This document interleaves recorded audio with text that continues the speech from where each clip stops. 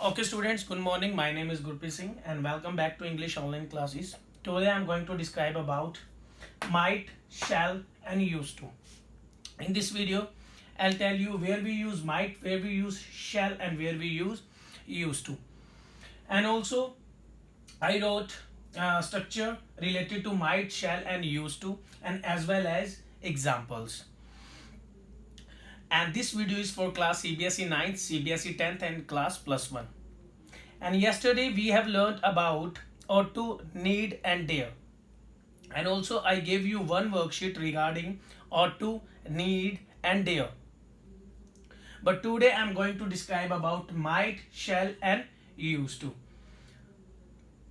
I already told you in models we always use verb first form after the models helping verbs.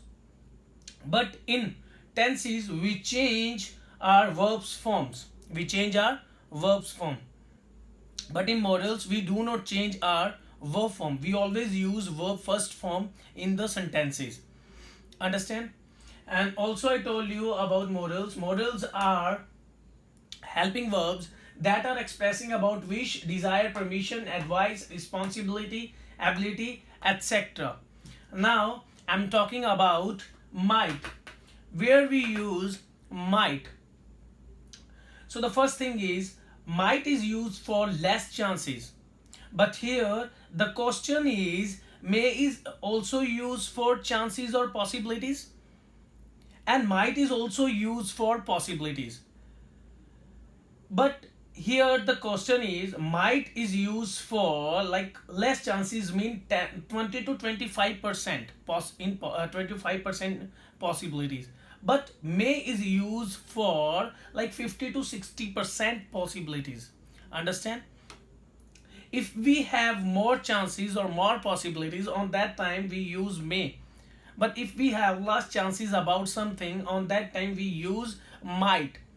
And also might is the past of may. In indirect speech, when we change direct speech into indirect speech, on that time we also change may into might. And as well as might is used for past possibility. Okay, so I'll tell you. So here I have three structure. Number one is related to positive, number second is related to the negative, and third one is interrogative.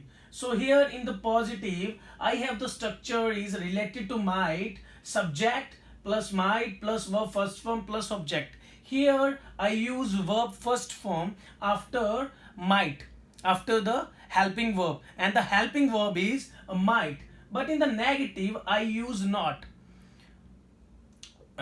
We also know about in a negative we always use not after the helping verb.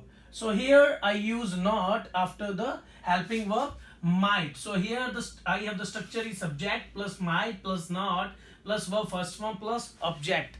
But in interrogative questions, we put the questions to someone or somebody. On that time we use helping verb before the subject, so here the question is where we use might. I already told you might is used for possibility. Possibility is little like 20 to 25%. And might is also the past of may.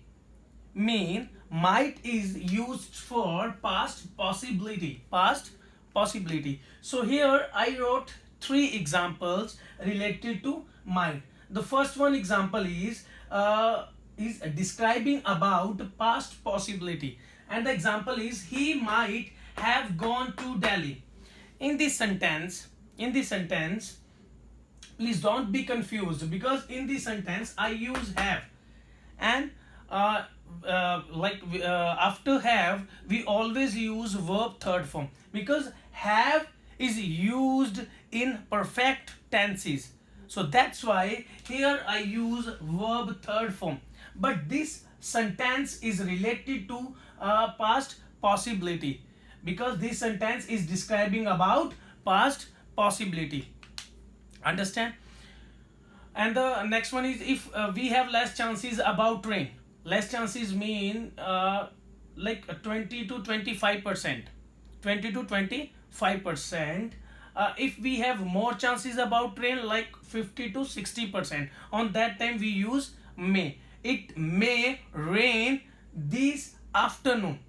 If we have less chances, then the better is to use might. It's better to use might to describe about our less possibilities regarding something. So that's why here I use might. It might rain this afternoon. This sentence is related to less possibilities. Less possibility like 20 to 25%. Understand? जहां पर हमें बहुत कम संभावनाएं होती हैं, संभावनाएं mean कि like धूप निकली हुई है और हमें लगता है कि बारिश हो सकती है, इसमें हमें बहुत ही कम संभावनाएं हैं कि बारिश हो सकती है. On that time we use might. On that time we use might. If we have like 50-50, like 50-50 we are sure about the rain, on that time we use may. It may rain this afternoon. Understand? Now you understand about may and might, where we use may and where we use might, because both are using to describe about our possibilities. Understand? Okay. The next one is shall. Shall. In shall I have three structure. First one is positive, second one is negative, and third one is interrogative. In the first one, I have the structure is subject, shall plus verb first form plus object.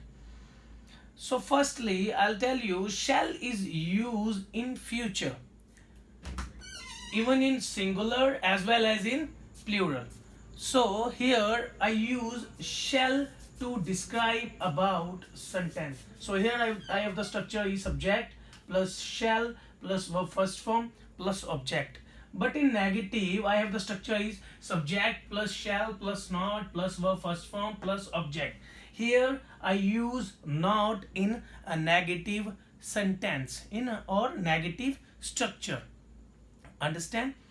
But in interrogative I use a helping verb before the subject, and after that I use verb first form plus object and then question mark. Now the question is where we use shall. Where we use shall. Shall is used for determination. Shall is used for determination, suggestion, for future events, for promises. Now I wrote three examples related to shall. So the first example is they shall observe my class. So here I am describing, I am predicting about my future, and in this I am describing about determination. They shall observe my class. In the next one I suggest or I'll tell to the student, shall we start our class? So here we also use shall. So here I wrote one example, shall we start our lesson? So here I put the question to the student, shall we start our lesson? So here we use also should, because should is also used for advice, suggestion. Understand? And the third one, in the third one I am describing about promises. Promises like, shall I take care of your car? So here I am promising to someone like, shall I take care of your car? Shall I take care of your house? So here I promise to someone about his car, his or her car, about his or her house. Understand? So shall is used for determination, suggestion, future events, and promises. Understand? Okay.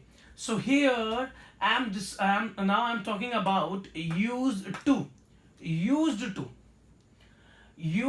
to is used in our past action.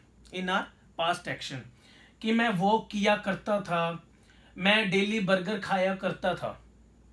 So used to is describing our past habits or a past actions.